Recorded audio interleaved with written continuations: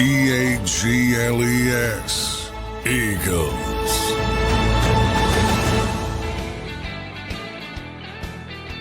Welcome in, everybody, to a Thursday edition of Birds 365. Wrapping up and starting off the new year strong after yesterday's show. Appreciate everybody being here today. Johnny Mac, how you doing in this Thursday morning, brother? Doing well. Trying to get through this last week to get to someplace that actually matters, but you got to go through the motions. So we got to play one more. Week 18, New York Giants. Yes.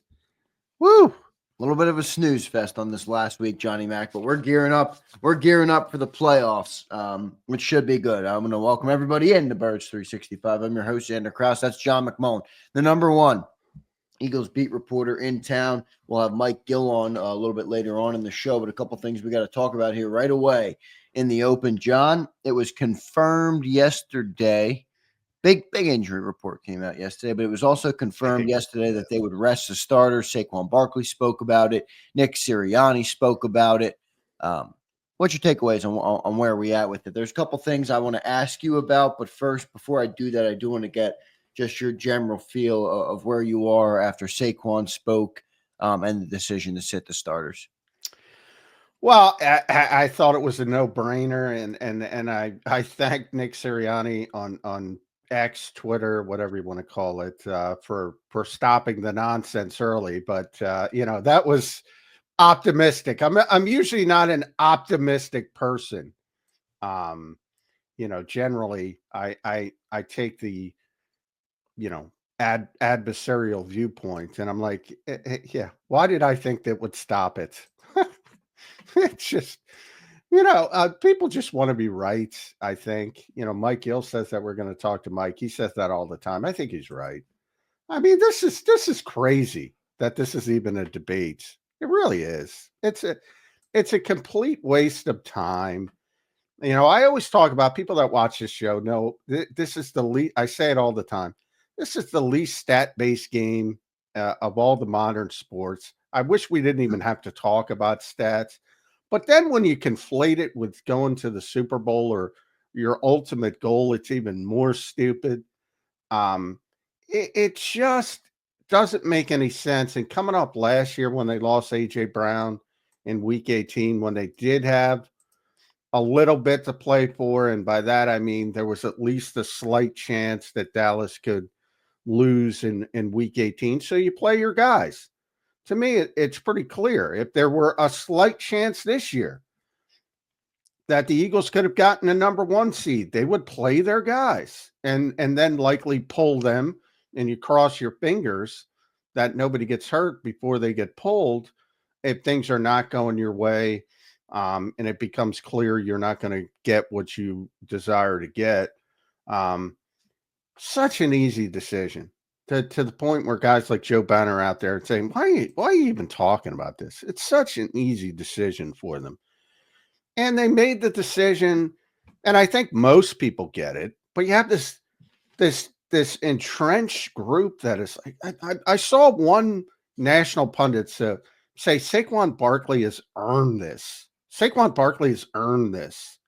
I'm like, what Saquon Barkley and his teammates have earned is far more important, and that's the right to go after a Super Bowl championship. And Saquon himself, when people were trying to bait him in, does it mean more to do it against the Giants? You know where he went? I got nothing. This is exactly what he said. At the end of the day, I got nothing but love and respect for those guys over there. There's a lot of trainers, coaches, strength guys that helped me out with my ACL, helped me out with my injuries, and I wouldn't be the player I am today without those guys. The vast majority of people up with the New York Giants, again, the support staff, the people that helped them through every week, the guy freaking loves. There's probably one guy, he even loves John Mara. There's one guy he doesn't like. Joe Shane. And that's the nature of being a GM. Yeah, right. It's such bullshit. I don't get it. I don't get it. Earn the right. You can go back to preseason. He said it dozens of times. Nick Sirianni. This is the ultimate team game.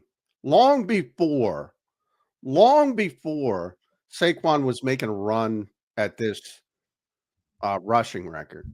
And then if you want to go back to the preseason, and I put that dangle carrot in front of people, would you rather have Saquon break the rushing record, who, again, the vast majority wouldn't even know what it was or who Eric Dickerson was because it happened 40 years ago, or win a Super Bowl?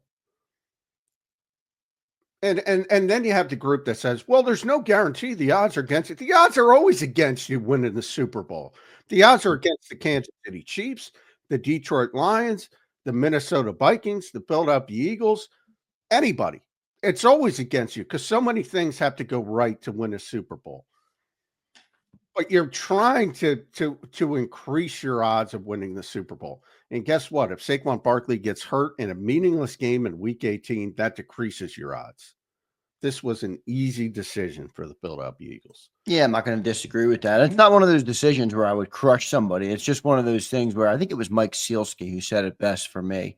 He basically encapsulated exactly how I feel. He's like, I'm not going to crush the team. It makes sense why they did this. I'm just more disappointed that there's no shot at history here being had. But anyway, I don't disagree. John, what do you think of Saquon Barkley's comments? Because I do think when he spoke, and this is just my opinion, just how I read the situation, doesn't have to be how everybody reads it, but looked like Saquon wanted it a little bit. You could kind of see it in his eyes that he wanted it. I don't know if that's right or wrong. I'm not Saquon. I didn't speak to Saquon. I didn't talk to him about it. I'm just listening to what he had to say. And I think he kind of sat back and realized I have a chance at NFL immortality here. And I'm not going to get it because it's a team game. I don't think he's wrong.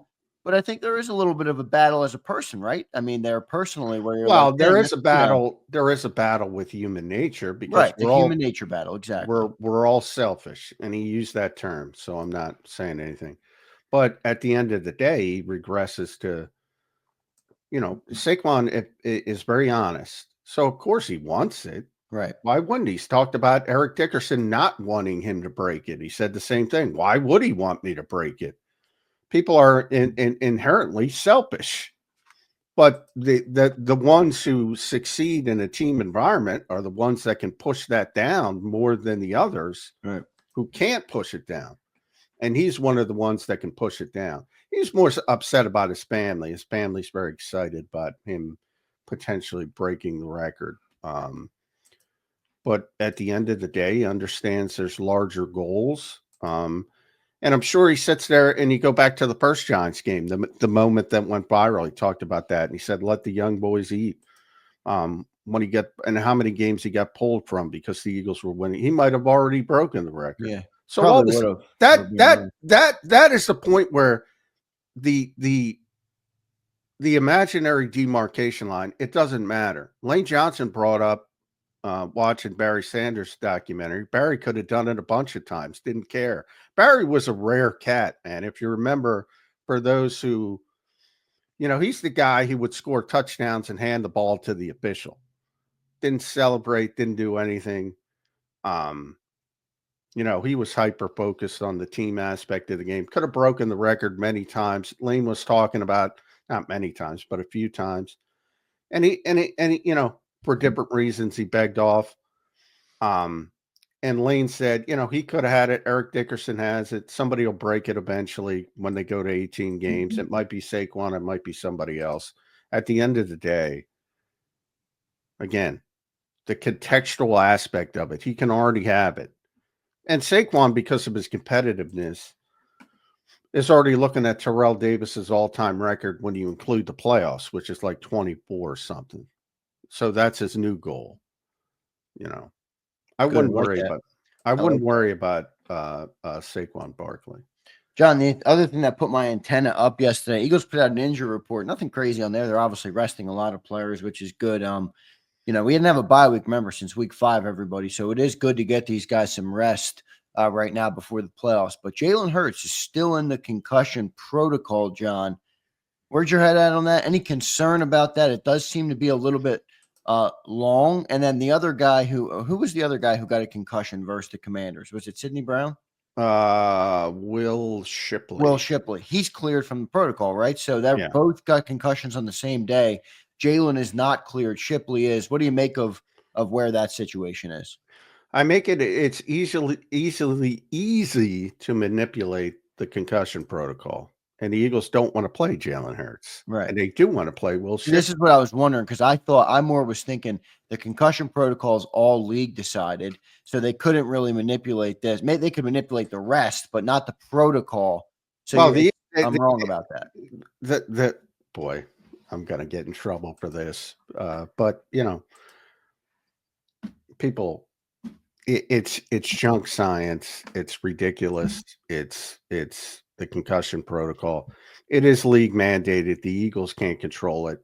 I should say more specifically, the player can control it. Like I can start in the concussion protocol and report symptoms. I got a headache. I got this. I got that.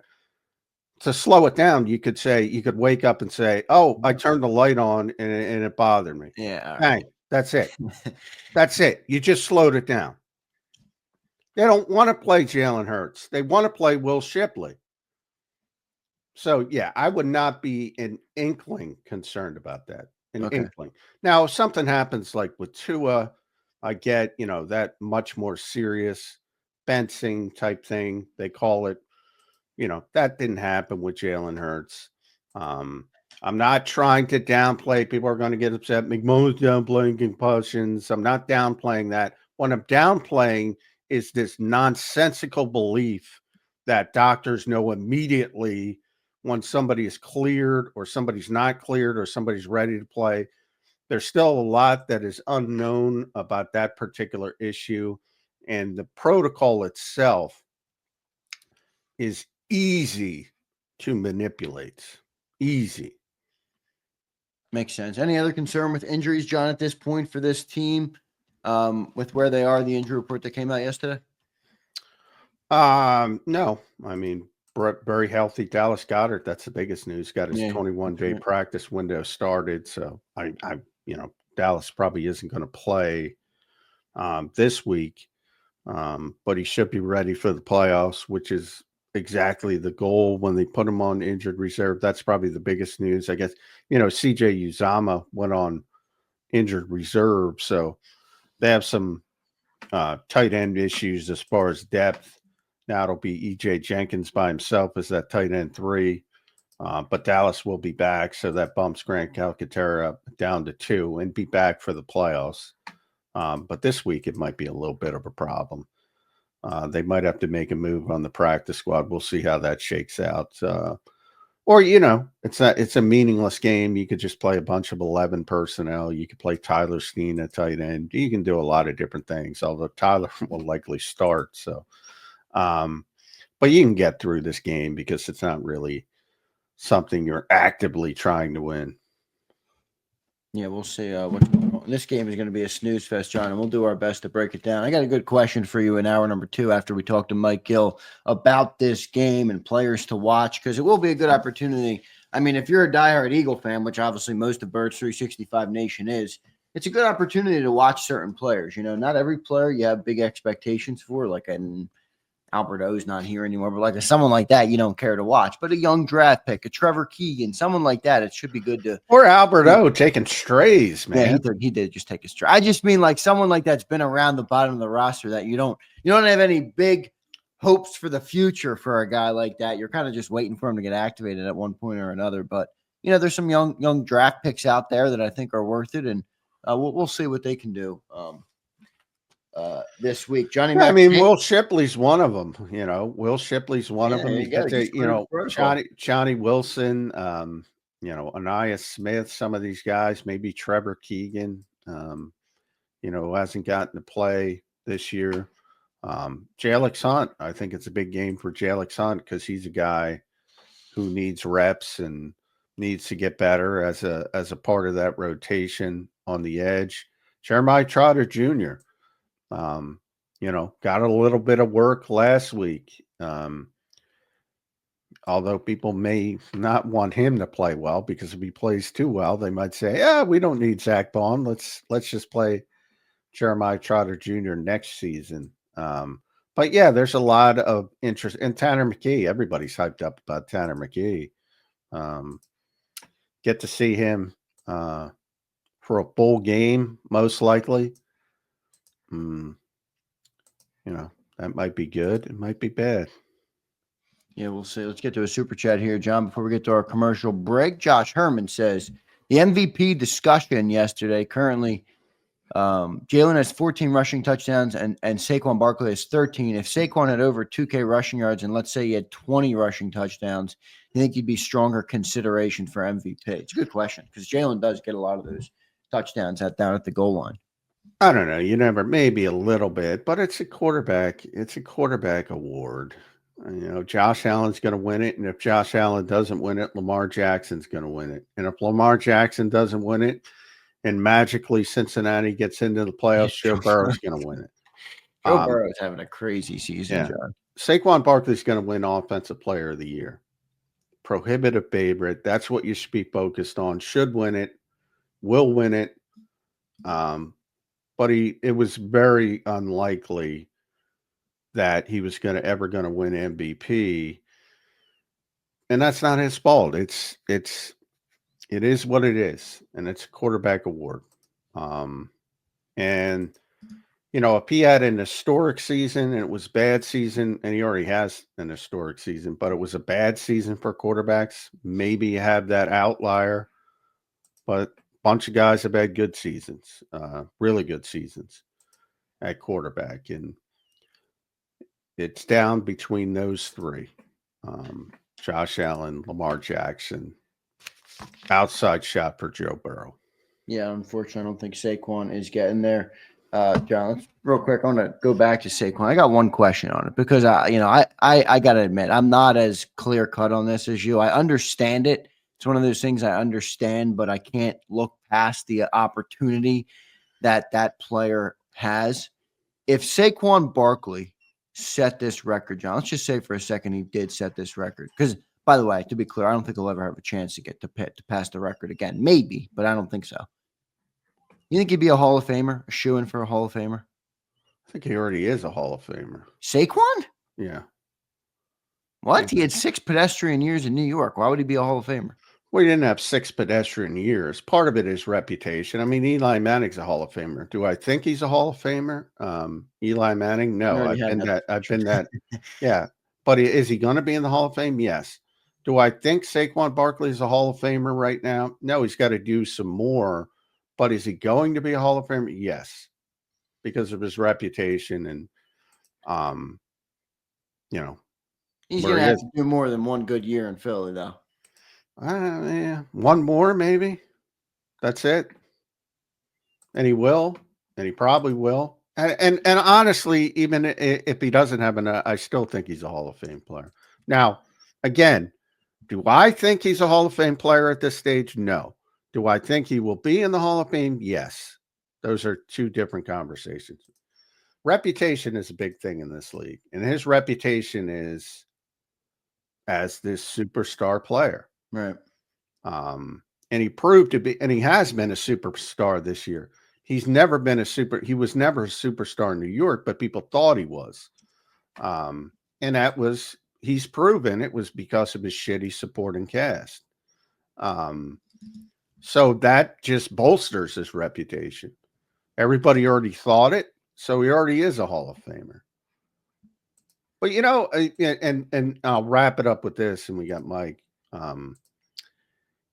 Even Saquon is a big history guy. Like a lot of players don't know even the players that play their own position as far as history goes, as far as greatness goes, as far as Hall of Famers go. Saquon's a big history buff when it comes to the NFL. So he knew Eric Dickerson had the record. Even he spoke yesterday. This is what he said. I always looked at it different. Like Eric Dickerson has the record and you can't take nothing away from him. It's amazing. I think the two most impressive ones would be OJ's because of the amount of games he did it in, and Barry Sanders because of the amount of carries it took him to get to 2,000. Like even he is like, well, I know this is a compilation statistic. Right. Barry had a better year. OJ had a better year with a bad team. Maybe a couple other guys. Even he knows it. So was this a Jeffrey Lurie, though? Was this a Jeffrey Lurie decision, you think? I know they said it came out yesterday. He was consulted on like well, it's an organizational decision. Everything, like I said, everything in the Eagles starts with Jeffrey Lurie, and Jeffrey Lurie likes to ask a bunch of questions. Yeah. Let's put it this way: if they said Saquon was going to play for the record, Jeffrey would have asked some questions. Yeah, that probably. What's the thought process that led you to get to this point? That probably would have deferred people in a different direction. So I'll just leave it like that. But it's an organizational decision. But Nick is smart enough, political enough to know what the organization wants. That's what happened. Which I don't know. Whatever. Let's get to our commercial, bro. I see the great Mike Gill. Looking forward to talking to Mike after the break coming up here on Birds 365. Appreciate everybody watching this morning. A good crowd in here already. Happy 2025, everybody. Happy New Year. Hope you guys all had a great New Year's Eve. Stayed safe and enjoyed some time with whoever it is you spent that time with. Appreciate you being here this morning. Let's get to our commercial break. Before I do that, I want to tell you guys about the great people at BetUS. Go check them out. It's betus.com.pa and use the promo code on your screen. It's YouTube150. Gives you a 150% sign-up bonus on your very first deposit, and you get 125% on your second and third deposit, all up to $2,000. So deposit less and bet with more at BetUS. Go to betus.com.pa. That's betus.com.pa. We'll be back in 3 minutes, everybody, with Mike Gill on Birds 365.